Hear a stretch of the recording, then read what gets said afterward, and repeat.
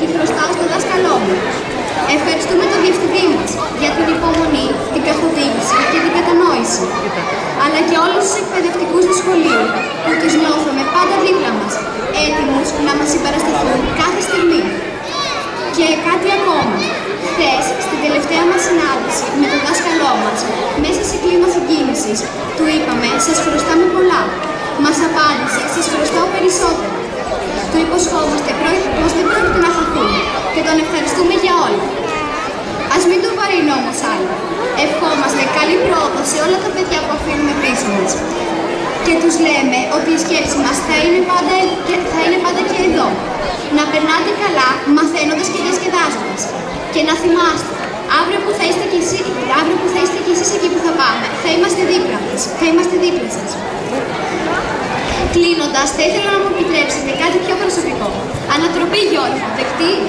Και βέβαια, τις τελευταίες πινελιές, όσα έχω να σας πω, θα ήθελα να τις βάλει ο άνθρωπος που μας πρωτοπήρε στα χέρια του σε αυτό το σχολείο. Η δασκάλα μας στην πρώτη τάξη, η κυρία Πέπη.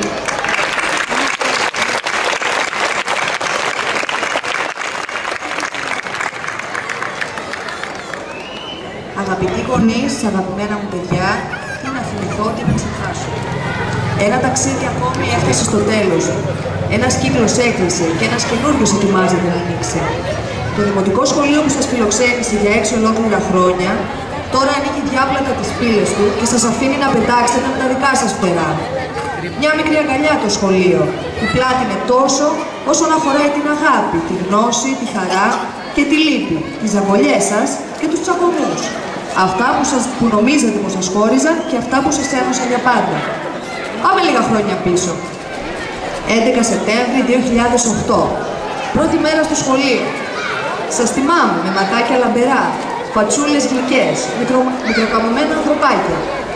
Άλλοι είσαστε φοβισμένοι, αγχωμένοι, κρυμμένοι πίσω από τα πόδια της μαμάς. Κάποιοι με δάκρυα στα μάτια, φοβισμένοι, δεν θέλατε καν να μπείτε στην τάξη, που ίσως τα μάτια σας φάντασε ξένοι, άγνωστοι, μεγάλη ή ψυχρή μέχρι να την γνωρίσετε. Μια τάξη όμως που άνοιξε διάπλατα την καρδιά της και σας αγκάλιασε με πραγματική αγάπη και ενδιαφέρον. Άλλοι από εσάς πιο ψύχρεμοι. Στεκόσαστε καμαρωτοί μπροστά μου, σαν να μου λέτε με τον τρόπο σας «Εδώ είμαι κυρία, πρόσεξέ με». Κρατούσατε τις τεράστιες τσάντες σας, που σίγουρα κάποιες φορές ζύγιζαν περισσότερο από εσάς τους ίδιους, και ανυπομονούσατε να τις γεμίσετε με τα πρώτα σας βιβλία για να ξεκινήσει το συναρπαστικό ταξίδι της γνώσης. Και οι αναμνήσεις ξεπηδούν μέσα από το μυαλό μου η μία μετά την άλλη. Θυμάμαι την ικανοποίηση που ένιωθα κάθε φορά που γράφατε μια ακόμη λέξη, που διαβάζατε συλλαβή μια ακόμη πρόταση ή που καταφέρνατε ένα δύσκολο πρόβλημα. Πιστέψτε με, αυτές τις στιγμές είναι για κάθε δάσκαλο η μεγαλύτερη του ανταμοιβή. Η χαρά του να προσεγγίσουμε κάθε φορά το στόχο μας ήταν και πάντα είναι απερίγραπτη. Θυμάμαι την αγωνία σας όταν γράφαμε κάποιο διαγώνισμα, αν πήρατε α με τόνο ή χωρίς. Πόση σημασία αλήθεια δίνατε σε αυτό το α. Θυμάμαι ακόμη το υγιεινό κολατσιό που φτιάξαμε μαζί, όταν μιλούσαμε για τη σωστή διατροφή. Τι νομίζετε, πως το ξέχασα? Γιατί το πρώτο βιβλίο που φτιάξατε εκείνα τα Χριστούγεννα, κάποιοι είμαι σίγουροι το έχετε ακόμη. Λίγο αργότερα, στη Δευτέρα, δουλέψατε με όρεξη και φτιάξατε την εφημεριδούλα σας. Ένα βήμα παραπάνω. Στιγμές συνεργασίας όπου ο δάσκαλος απολαμβάνει τη δουλειά του. Δεν θα ξεχάσω όταν θέλατε κάποιοι να με φωνάξετε για να μου πείτε κάτι, σας έβγαινε τόσο αυθόρμητα η λέξη μαμά. Το να ξέρεις πως οι εξάχρονοι μαθητές σου σε βλέπουν σαν τη μαμά τους είναι ένα προνόμιο που μόνο εμείς οι δασκάλες είμαστε στη θέση να απολαμβάνουμε. Προσωπικά πιστεύω πως είναι ένας από τους πιο τιμητικούς τίτλους που μπορεί να σου αποδώσει ένας μαθητής σου σε αυτή την τρυφερή ηλικία. Είχαμε βέβαια και τις γκρίνιες μας που και που, συμβαίνει και στις καλύτερες οικογένειες. Πόσες φορές ήρθατε με μάτια όλο απόγνωση να σας λύσω τις διαφορές σας με τον διπλανό, επειδή έκανε το εξής αδιανόητο και σας πήρε την πόβα. Πρέπει ενίοτε να κάνετε και το διαιτητή δεν πειράζει, ο δάσκαλος έχει τις καλύτερες προθέσεις και πάντα προσπαθεί να είναι δίκαιος με όλους. Σε γενικές γραμμές όμως, οφείλω να το πω αυτό, σπάνια τσακωνόσαστε, είσαστε μια καλή ομάδα αγαπημένη. Βοηθούσα το ένα στον άλλο όταν υπήρχε ανάγκη και αυτό με χαροποιούσε ιδιαίτερα. Μάθατε να νοιάζεστε για το κοινό καλό και να μην σκέφτεστε μόνο τον εαυτό σας. Μάθατε πόση σημασία έχει το εμείς και όχι μόνο το εγώ. Νομίζω πως τελικά αυτό είναι το ουσιαστικότερο κέρδος που αποκομίζετε από τα 6 πρώτα χρόνια της μαθητικής σας σταδιοδρομίας. Τόσα και άλλα τόσα, μικρά και μεγάλα, με έκανα να νιώθω περήφανη για την εξέλιξη και την πορεία σας, βλέποντάς σας χρόνο με το χρόνο να μεγαλώνετε, να αλλάζετε, να οριμάζετε. Όλες αυτές τις τρυφερές αναμνήσεις που μοιράστηκα μαζί σας, δεν τις ανέφερα ούτε για να φανώ μελό, ούτε για να βαρύνω το όμορφο κλίμα της γιορτής μας. Τα παιδιά της έκθεσης φέρουν και οραματίζονται το μέλλον. Κανένας όμως δεν πηγαίνει μπροστά χωρίς να ρίχνει μια ματιά προς τα πίσω. Για να ξέρεις που πας, πρέπει να ξέρεις και από πού έρχεσαι. Ήρθατε σχεδόν άγραφο, λευκό χαρτί και τώρα κάνετε το επόμενο βήμα σαν καλογραμμένο ποίημα με μέτρο και ρυθμό. Ξεκινήσατε από το 0 και φτάσατε να είστε μεγάλα, όρημα παιδιά, ένα βήμα από την πόρτα του γυμνασίου με εφόδια και όπλα. Πολεμήστε με σύνεση, υπομονή και επιμονή. Πιστέψτε στις δυνάμεις σας. Κάθε δυσκολία που σας παρουσιάζεται, θεωρήστε τη μια καινούργια πρόκληση. Μη φοβάστε τις προκλήσεις, σας προχωρούν, σας ανεβάζουν ακόμη ένα σκαλί. Βάλτε στόχους, αγωνιστείτε για να τους πετύχετε. Όπως και να έχει, η διαδρομή έχει την ίδια αξία με τον προορισμό. Η προσπάθεια μετράει, αυτό μην το ξεχνάτε ποτέ. Μην τα παρατάτε και μην απογοητεύεστε από τις αποτυχίες. Σημασία στη ζωή δεν έχει πόσες φορές πέφτεις, αλλά πόσες φορές μπορείς να ξανασηκωθείς και να συνεχίσεις. Να ακούτε τους αυριανούς σας καθηγητές, να ρουφάτε γνώσεις και εμπειρίες. Όλοι εμείς οι δάσκαλοι του Δημοτικού 6 χρόνια τώρα, δουλέψαμε φιλότιμα προσπαθώντας για το καλύτερο και έχοντας πάντα ως γνώμονα τη δική σας πρόοδο. Κάπου εδώ σας αποχαιρετώ και σας δίνω μια τελευταία συμβουλή. Έχετε τα φτερά, ανοίξτε τα, η ζωή σας περιμένει, κάντε περήφανους τους γονείς σας, εμάς, μα πάνω απ' όλα τους εαυτούς σας. Δεν λέμε αντίο, λέμε στο υπανηδί.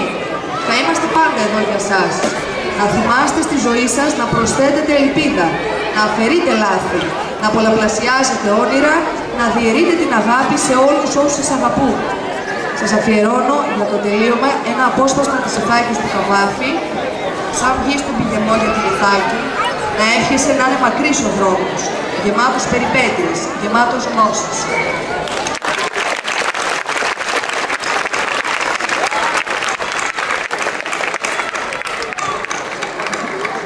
Και ο επίλογος. Ένας διαφορετικός επίλογος. Θέλουμε να βγάζει κάτι δυνατό, δηλαδή κάτι πολύ δυνατό και να μαζεύει όλα τα προηγούμενα. Για το κλείσιμο αυτής της έκθεσης, αυτής της ομαδικής μας εργασίας, μιας εργασίας του εμείς, καλώ κοντά μας ένα παιδί με ειδικής ικανότητας, τον Παναγιώτη, τον δικό μας Παναγιώτη. Έχει να μας πει το σημαντικότερο.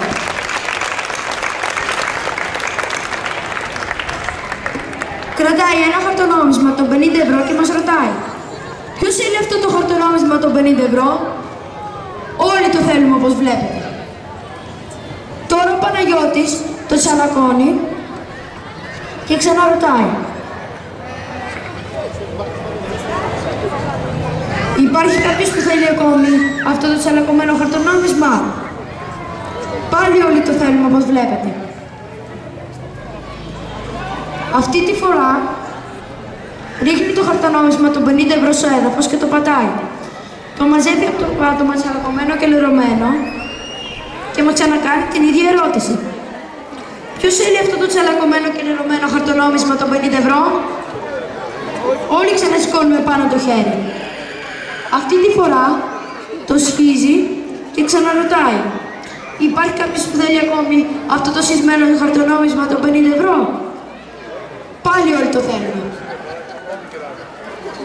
Τελικά, επειδή ξέρει πως ό,τι και αν έγινε κρατάει την αξία του, παραμένει 50 ευρώ, το βάζει στην τσέπη του και το κρατάει για τον εαυτό του.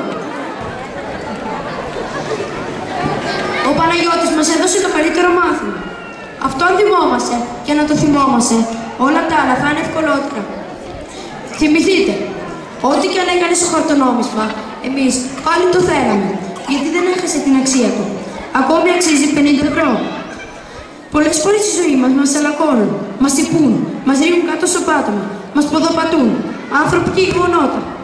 Αν όμως ζήσουμε τη ζωή μας πάνω σε αρχές και αξίες, τίποτα δεν θα μας λυγίσει στις δύσκολες στιγμές, γιατί θα έρθουν και τέτοιες. Η πραγματική μας αξία δεν θα έχει αλλάξει στα μάτια αυτών που μας αγαπούν πραγματικά. Ακόμη και τις μέρες που δεν είμαστε στα καλύτερά μας, η αξία μας θα παραμένει πάντα ισχυρή. Και παρακαλώ την προσοχή σας. Συνοηματική, όπου το χειροκρότημα είναι έτσι,